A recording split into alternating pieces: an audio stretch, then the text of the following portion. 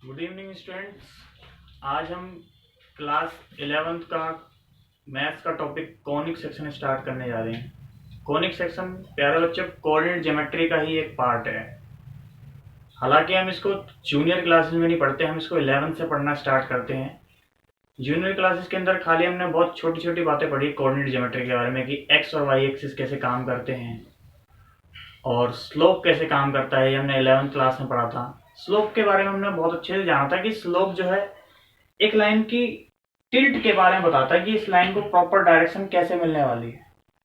ये लाइन ऐसे होगी या फिर इस तरीके से होगी या पैरेलल टू एक्स एक्सिस होगी। आप देख सकते हो कि अगर हमारे पास खाली इस लाइन के लिए एक पॉइंट अगर हमें पता हो तो हमें नहीं पता कि ये लाइन किस तरीके से होगी, कैसे होगी, ये कहीं पर भी हो सकती है। पर इसको प्रॉपर डायरेक्शन देने के लिए एटलीस्ट हमारे पास 2 पॉइंट होने चाहिए जिससे प्रॉपरली टिल्ट हो जाएगी। या फिर हमें इसका स्लोप पता होना चाहिए कि एक्स एक्सिस पर किस तरीके से इंक्लाइन करने वाली है, कितने एंगल पे इंक्लाइन करने वाली है, ये बात पता होनी चाहिए। ठीक है प्यारे बच्चों। या फिर हमें 2 पॉइंट से निकाले गए बहुत तरीके के रिजल्ट्स के बारे में हमने समझा था कि उन रिजल्ट्स के थ्रू हम कैसे इस लाइन को प्रॉपर डायरेक्शन दे सकते हैं। अब आप सोचोगे कि हमें ये पढ़ने की जरूरत क्यों है कॉनिक सेक्शन में, क्या हम इसको एक्स वाई प्लेन पर ही क्यों पढ़ रहे हैं। तो बच्चों आपको बहुत अच्छे से जानने की जरूरत है कि ज्योमेट्री 2 तरीके की होती है। एक यूक्लिडियन ज्योमेट्री होती है, कोऑर्डिनेट ज्योमेट्री होती है। यूक्लिडियन ज्योमेट्री के अंदर क्या होता है, आप थ्योरम, एक्सोयम्स, कोरोलरी, इन सब के थ्रू ज्योमेट्रिकल मैथमेटिक्स पढ़ते हो। पर यही मैथमेटिक्स अगर आप कोऑर्डिनेट ज्योमेट्री या फिर एक्स वाई प्लेन के ऊपर पढ़ोगे तो हम इसी को कोऑर्डिनेट ज्योमेट्री बोलते हैं। जैसे कि आपने 10th क्लास के अंदर समझा था कि स्ट्रेट लाइन एक प्लेन एक्स वाई प्लेन के ऊपर कैसे काम करती है, या फिर आपने 11th में भी समझा कि स्ट्रेट लाइन की क्या क्या एप्लीकेशंस हो सकते हैं एक्स वाई प्लेन के ऊपर। यहाँ पर भी आप कॉनिक सेक्शन में क्या पढ़ने वाले हो कि ये अलग अलग तरीके के जो ये शेप आपको दिखाई दे रहे हैं, कॉनिक सेक्शन दिखाई दे रहे हैं, आप इसको एक्स वाई प्लेन के ऊपर पढ़ने वाले, ये किस तरीके से काम करेंगे। अच्छा, जैसे आपने 11th क्लास के अंदर स्ट्रेट लाइन चैप्टर में ये समझा था कि एक स्ट्रेट लाइन की इक्वेशन क्या होती है, कैसे काम करती है, इसी तरीके से यहाँ पर भी आपको ये जो 4 कॉनिक सेक्शन दिखाई दे रहे हैं इनकी स्टैंडर्ड इक्वेशन के बारे में जानना है कि इक्वेशन कैसे आ रही है और ये किस तरीके से काम करती है। ये पहली शेप है सर्कल, इसको इस तरीके से रिप्रेजेंट करा जाता है। इसका डायग्राम जो होता है एक्स वाई प्लेन के ऊपर इस तरीके से बनता है। ये है पैराबोला। पैराबोला का डायग्राम एक्स वाई प्लेन के ऊपर इस तरीके से बनता है। इलिप्स का डायग्राम इस तरीके से बनता है और हाइपरबोला का डायग्राम इस तरीके से बनता है। बच्चों ये डायग्राम मैंने अपनी मर्जी से नहीं बनाई, ये प्रैक्टिकली साइंटिस्टों द्वारा एब्जॉर्ब करे गए हैं। साइंटिस्टों ने इन डायग्राम के बारे में अपने आप एनालाइज करा। मैं आपको बताऊंगा बहुत अच्छे से कि डायग्राम कैसे आए हैं, इन पे क्या स्टैंडर्ड इक्वेशन बनती है, उन स्टैंडर्ड इक्वेशन बनने का रीजन क्या है, ये आपको बहुत अच्छे से बताऊंगा। बड़े ध्यान से मेरी बात को समझना। मान लो एक वर्टिकल एक्सिस है, ये एक सीधी लाइन है, ये एक आप सोचो कि एक इमेजिनरी लाइन होगी, अपने आप खुद दिमाग में सोचो कि ये एक इमेजिनरी लाइन है और इसी के साथ हम ये स्लैंटली एक इमेजिनरी लाइन ले रहे हैं कि यहाँ पर इसको लगाते हुए, इसका नाम हम बोल रहे हैं जनरेटर। जनरेटर इसको इसलिए बोला जा रहा है क्योंकि यहाँ पे एक कॉनिक सेक्शन हमें जनरेट करके देगा अलग अलग तरीके से। तो ध्यान से देखोगे यहाँ पर एक एंगल ये अल्फा बन रहा है, ये एंगल जो होता है हमेशा ये 90 डिग्री से कम होता है। यहाँ पर मैं आपको बहुत साफ बता दूं कि जो अल्फा एंगल है ये 90 डिग्री से कम है। रीजन इसलिए कि हमने इसको ना तो ऐसे हॉरिजॉन्टल लिया है, ना हमने इसको ऐसे वर्टिकल लिया है, हमने इसको टिल्ट करते हुए ऐसे लिया है, इसलिए ये 90 डिग्री से कम होगा। अब बड़े ध्यान से मेरी बात को समझना। सोचो कि ये एक्सिस है और आप इसके स्लैंटली एक ऐसे इमेजिनरी लाइन और ले रहे हो, ठीक है। तो ये इस एक्सिस के ऊपर ये इमेजिनरी लाइन को अगर आप रोटेट इस तरीके से करोगे, बड़े ध्यान से समझना, आप इसको ऐसे टिल्ट लोगे, इस तरीके से घुमाओगे, तो आप देख सकते हो, इमेजिन करना कि आपके पास किस तरीके की सॉलिड आपको निकल के मिलेगी। ध्यान दोगे तो आपको पता चलेगा कि आपके पास इस तरीके की सॉलिड निकल के आ रही है।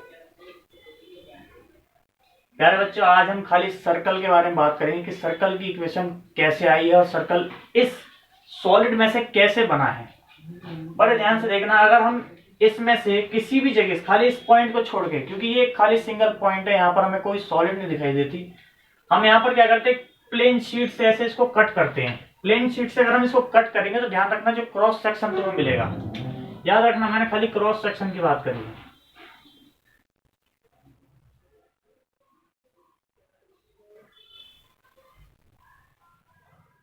आपको जो क्रॉस सेक्शन मिलेगा यहां से वो सर्कल मिलेगा, इस तरीके का आपको सर्कल मिलेगा।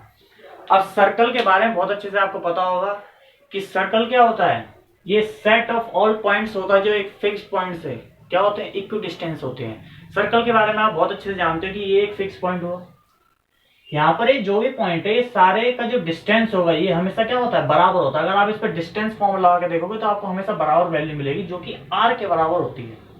तो इसकी जो आपके पास इक्वेशन आएगी वो भी इस कंडीशन को सेटिस्फाई करेगी कि ये हर पॉइंट से डिस्टेंस क्या होना चाहिए, बराबर होना चाहिए। सर्कल की डेफिनेशन आपने बहुत अच्छी तरीके से 10th क्लास में पढ़ी होगी, आपको यहाँ पे भी डेफिनेशन एक बार स्टेटेड करी गई है कि सर्कल की डेफिनेशन क्या होती है। अब हम आते हैं कि इसकी स्टैंडर्ड इक्वेशन कैसे आती है और क्यों आती है। मैंने आपको पहले ही बताया कि स्टैंडर्ड इक्वेशन इस तरीके से होगी जो सर्कल की डेफिनेशन को फुलफिल कर रही होगी। सर्कल की डेफिनेशन मैं आपको दोबारा बताता हूँ, ये बोलते हैं कि ये हुआ एक फिक्स पॉइंट और यहाँ पर ये पॉइंट्स की ऐसी कलेक्शन है जो हम किसी से भी डिस्टेंस लेते हैं हमेशा वो आर ही आता है, आर यानी कि रेडियस, आर यूनिट इसका रेडियस है। यहाँ पे मैंने लिखा हुआ है suppose the above circle where C H K are the coordinates with radius R. तो बड़े ध्यान समझना, इसकी जो जनरल इक्वेशन होती है R square X minus H square plus Y minus K square. ऐसा क्यों हुआ, देखो प्यारे बच्चों, ये जो सीपी है ये डिस्टेंस इसकी बात हो रही है सीपी की, यहाँ पर ये आर यूनिट है। अब इस सीपी के पास आपको दो पॉइंट पता है, ये एक जनरल पॉइंट है सर्कल का जिससे सर्कल पास हो रहा है पी एक्स वाई, और ये एक फिक्स पॉइंट है जो कि सेंटर है सर्कल का। इन दोनों के बीच में ये जो डिस्टेंस सीपी है वो आर होगा। अब इसके बीच में हम डिस्टेंस फॉर्मूला लगाएंगे, तो आपने डिस्टेंस फॉर्मूला पढ़ा होगा, मैं आपको एक बार लिख के बता देता हूँ। जो डिस्टेंस फॉर्मूला आपने कोऑर्डिनेट ज्योमेट्री के अंदर पढ़ा होगा वो आपने इस तरीके से पढ़ा होगा, x1 minus x2 square y1 minus y2 square root under. अगर हमें दो पॉइंट पता है एक्स वाई प्लेन के ऊपर तो हम उन दोनों के बीच में इस तरीके से डिस्टेंस निकाल सकते हैं। सेम इसी तरीके से हमें एक्स वाई प्लेन पर दो पॉइंट पता थे, हमने इन दोनों के बीच में डिस्टेंस निकाला। देखो x में से h को आप सब्ट्रैक्ट करोगे और स्क्वायर करोगे, y में से आप h को सब्ट्रैक्ट करोगे और स्क्वायर करोगे और इसका रूट लोगे तो आपके पास r निकल के आएगा। अब इन दोनों का दोनों तरफ से स्क्वायर कर दोगे तो आपको ये स्टैंडर्ड इक्वेशन बनेगी, ये स्टैंडर्ड इक्वेशन ऑफ सर्कल है। इसी तरीके से इन तीन जो कॉनिक सेक्शन हमारे पास रिमेनिंग है ये किस तरीके से आते हैं और इनकी स्टैंडर्ड इक्वेशन क्या होती है ये भी हम सब्सिक्वेंट क्लास के अंदर समझेंगे। आप ये देख ले कि सर्कल की स्टैंडर्ड इक्वेशन एक और होती है, इसको एक और तरीके से लिखा जाता है X square plus Y square plus 2gx plus 2fy plus C. ये कोई नई बात नहीं है, यहाँ पर माइनस जी और माइनस एफ सेंटर है सर्कल में। अगर हम g जो भी होगा उसके आगे माइनस से हम मल्टीप्लाई कर दें या f जो भी होगा हम उसके पास माइनस से मल्टीप्लाई कर दें तो हमारे पास सेंटर के कोऑर्डिनेट्स मिलेंगे। अच्छा यहाँ पर रेडियस क्या होता है, तो रेडियस g और f का स्क्वायर करने पर उनमें से c घटाने पर हमें रेडियस मिल जाता है। बड़े ध्यान समझना, क्या ये नई इक्वेशन है कोई, या ये इससे क्या हमें कोई अलग वैल्यू मिलती, क्या ये इस कंडीशन को सेटिस्फाई नहीं करती, ये इस कंडीशन को सेटिस्फाई करती है। ये कोई नई इक्वेशन नहीं है। अगर हम यहाँ पर से g और ये जो h और k है इसकी जगह g और f लिख दें और इसको स्क्वायर कर दें तो हमारे पास एक स्टैंडर्ड इक्वेशन इस तरीके से बन के आएगी। हमारे एनसीईआरटी के सिलेबस में क्वेश्चंस को जो सॉल्व करा गया है स्टैंडर्ड इक्वेशन इसको मानकर करा गया है। आप दोनों को करेंगे आंसर सेम ही आएगा, पर हम ज्यादातर इससे क्वेश्चन सॉल्व करेंगे। प्यारे बच्चों आज की क्लास में हम इतना ही करेंगे, इसके बाद हम इसके ऊपर कुछ क्वेश्चन करेंगे पर वो अगली क्लास में करेंगे। जब तक आप इसको अच्छी तरीके से नोट करें और इसके नोट्स बना लें। अगर आपको कोई डाउट आता तो आप कमेंट बॉक्स में उसको लिख सकते हैं। आपको वीडियो अच्छी लगी तो आप लाइक कर सकते हैं, अगर आपको ये वीडियो अच्छी नहीं लगी तो आप डिसलाइक इसको जरूर करें जिससे मुझे पता चले कि आपको वीडियो पसंद नहीं आएगी।